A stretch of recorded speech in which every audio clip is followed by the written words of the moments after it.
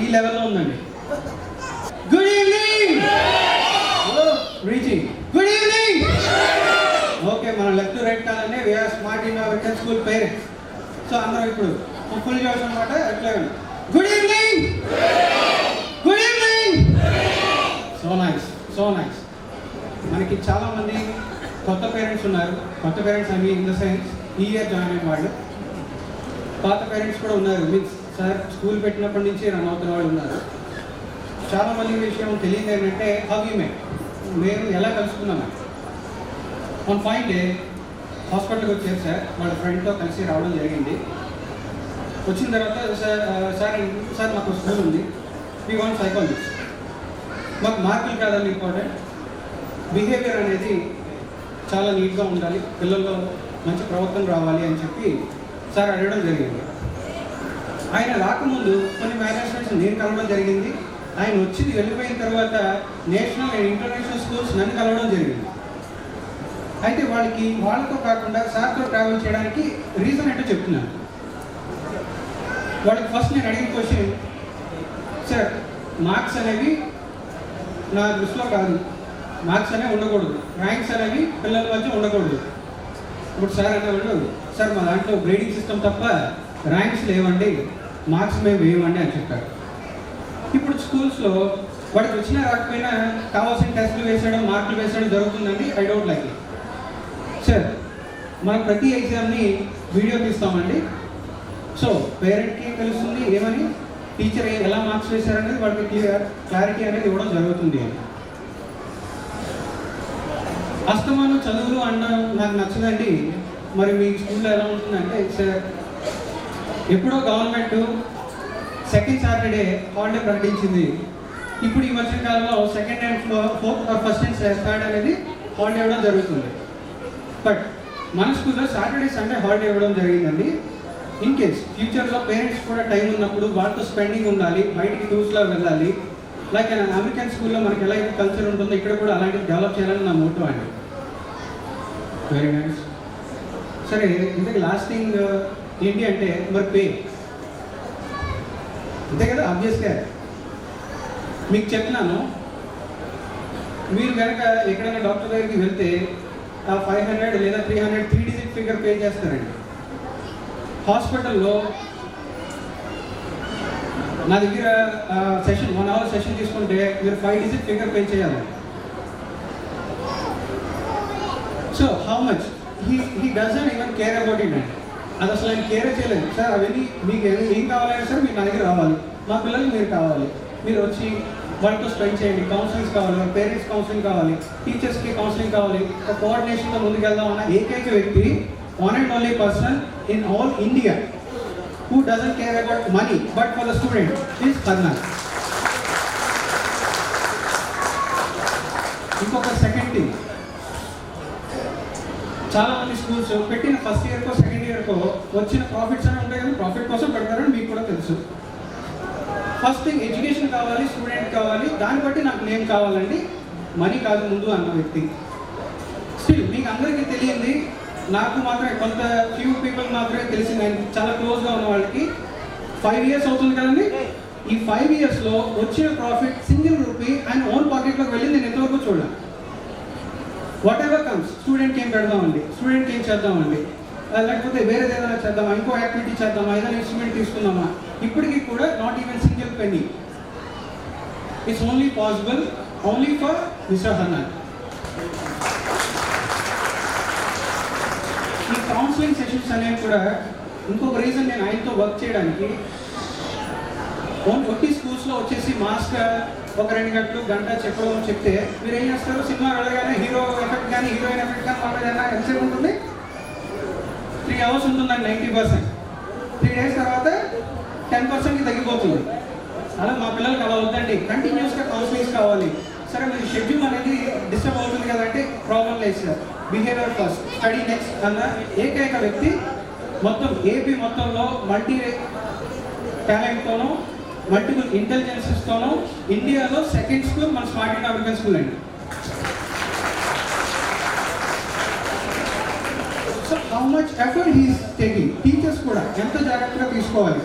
వాళ్ళని ఎంత జాగ్రత్తగా చూసుకోవాలి, వాళ్ళ దగ్గర నుంచి ఎంత తీసుకోవాలి అనేది కూడా బాగా తెలిసిన వ్యక్తి హర్నాథ్ గారు ఒకళ్ళే నాకు తెలిసి. ఈ స్కూల్స్ మేనేజ్మెంట్లో he feels struggling to show something else, to give something else to the parents as well as to the student. So and really నేను చెప్పిన ఆయనకి ఎప్పుడో ఇంతవరకు చెప్పలేదు నేను, నన్ను మీరు ఈ స్కూల్లో తప్ప ఇంకే స్కూల్లో కూడా చూడలేరండి. వై? బికాస్ నేను సైకాలజిస్ట్ని కాబట్టి ఆయన సైకలాజికల్గా పేటెంట్స్ రాసేసుకున్నారు, నా చేత రాయించేసుకున్నారు అనమాట. సో ఫ్యూచర్లో ఇక్కడ మీ అంతకుముందు చెప్తున్నా కదా, నేను ఏదైనా స్కూల్లో చెప్తే మీ you can give complaint to him. It's very I'm very hurtful, thankful to be working with you, along with you. It's very awesome, sir. Let's please give a big hand to Mr. Hanarji. Director, sir. Thank you, sir.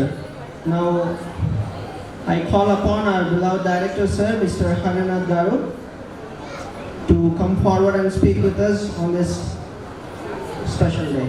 Please, sir. నా తల్లిదండ్రులకి, నాకు విద్యాబుద్ధులు నేర్పిన నా గురువులకి, ఇక్కడికి విచ్చేసిన నా శ్రేయోభిలాషమైనటువంటి తల్లిదండ్రులకి,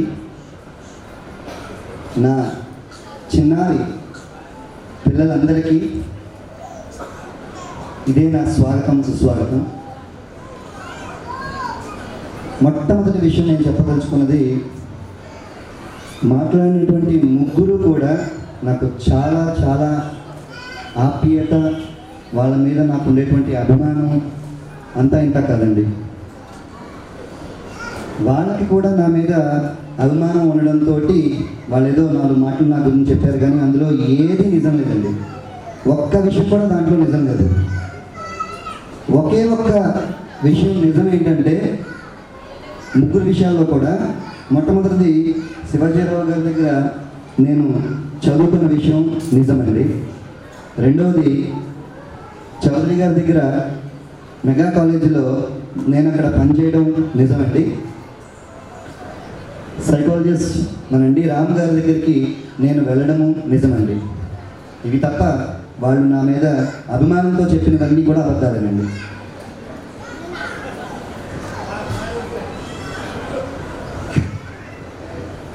అతి ముఖ్యమైన విషయం, ఇక్కడ నేను ఇంచుమించుగా 8 మంది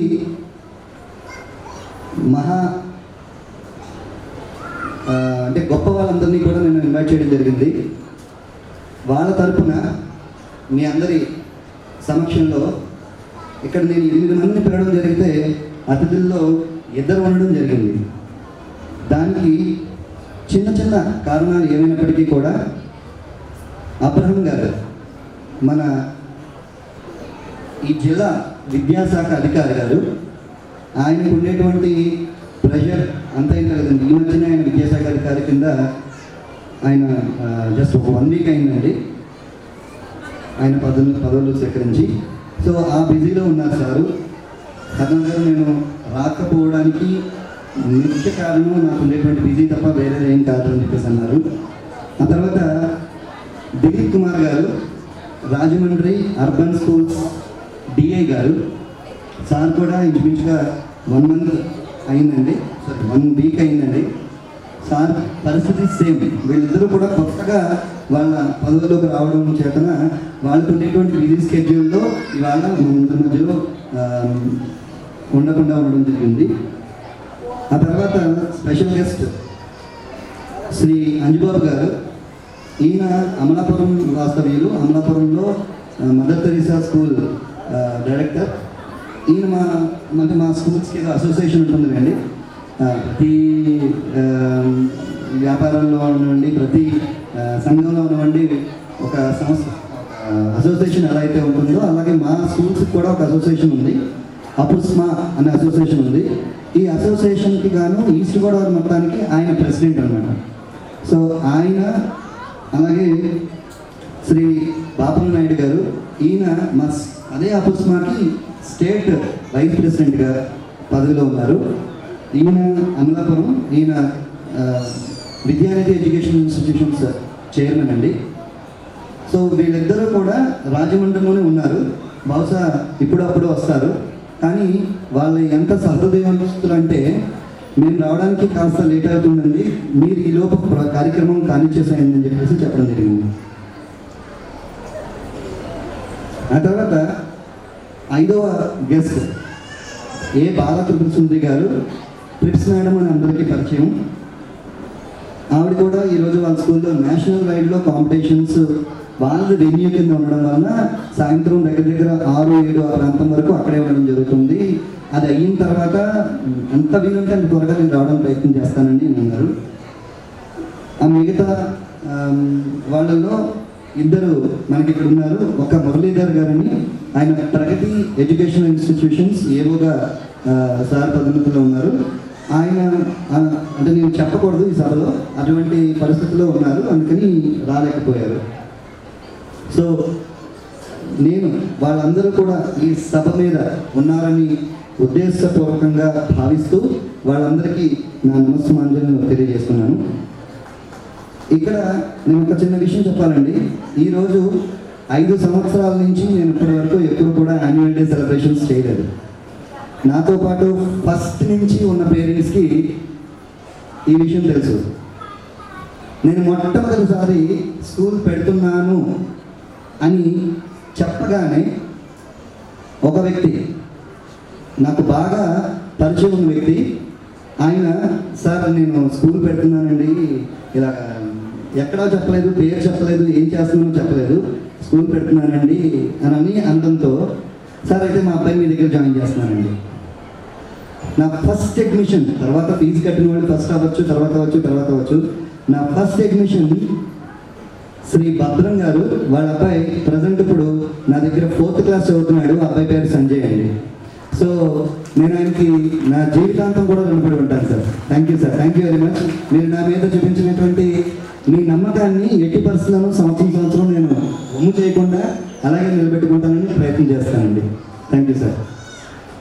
తర్వాత నేను స్కూల్ మొదలుపెట్టిన తర్వాత ఆ రోజు నాకు 8 మంది జాయిన్ అయ్యారండి. ఓపెనింగ్ రోజున 8 మంది జాయిన్ అయ్యారు. 8 మంది జాయిన్ అయినప్పుడు ఇప్పుడు నేను చెప్పేవి మాత్రం నిజాలండి. ఇందాక వాళ్ళందరూ చెప్పినవి అబద్ధాలండి. ఇవి నేను చెప్పేవి మాత్రం నిజాలు. 8 మందితో నేను స్టార్ట్ చేసినప్పుడు ఆ రోజు నా వెన్నంట ఈ స్కూల్ 8 మందే ఉన్నారు, ఈ 8 మందితో ఏం చేస్తావు, ఈ 8 మందితో నువ్వు ఎట్టి పరిస్థితుల్లో పైకి ఎదగలేవు అని అనుకునేటువంటి లేదా అలా అనేటువంటి వాళ్ళందరినీ కూడా ఎదురెదుతూ నాతో పాటు అప్పటి నుంచి ఇప్పటి వరకు ఉన్న వ్యక్తులు 3 ఈ సందర్భంలో నేను ఆ 3 కూడా సభాపూర్వకంగా మీ అందరి దగ్గర వాళ్ళ ప్రస్తావన తీసుకొచ్చి వాళ్ళ మీద నాకు ఉన్నటువంటి గౌరవాన్ని తెలియజేయాలనుకుంటున్నాను. అందులో మొట్టమొదటి వ్యక్తి నాకు జన్మనిచ్చిన నా తల్లి అండి. ఆ రోజు నుంచి నాటి నుంచి నేటి వరకు ఈ రోజు వరకు నాకు నా తల్లి గురించి చెప్తుంటే నా కళ్ళలో ఆనంద బాష్పాలు. ఆ రోజు నుంచి ఈ రోజు వరకు నాకు నా వెన్నంటే ఉండి, నేను స్కూల్ పెట్టే టైంకి నాకు తండ్రి లేడండి. నా తండ్రి నాకు వివాహం జరిగిన కొద్ది కాలానికే మరణించారు. ఆ రోజు నుంచి ఈ రోజు వరకు నాకు ఒక తల్లి అయినా తండ్రి అయినా నా వెన్నంటే ఉండి ఈరోజు మీ అందరి ముందు ఎంతమంది ముందు నన్ను ఇక్కడ నిలబెట్టినటువంటి వ్యక్తి నా మాతృమూర్తి.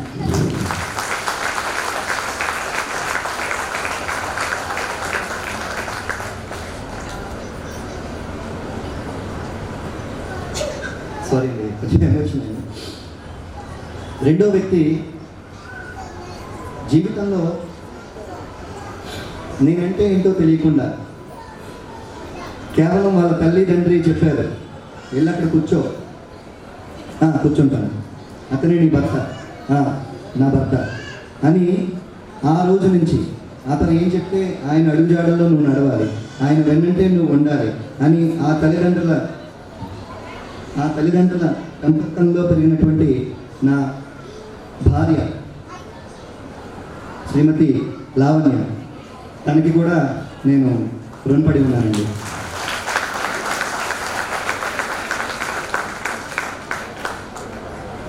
మూడో వ్యక్తి. ఈ వ్యక్తి నేను ఇప్పుడు ముందు చెప్పిన 2 వ్యక్తులు కూడా నా అంటే రక్తం పంచుకు పుట్టినటువంటి, నేను ఆవిడ రక్తం పంచుకొని పుట్టాను కాబట్టి నా తల్లి. రెండో వ్యక్తి వచ్చిన తర్వాత నాలో సగమై నాతో పాటు నా యొక్క జీవితం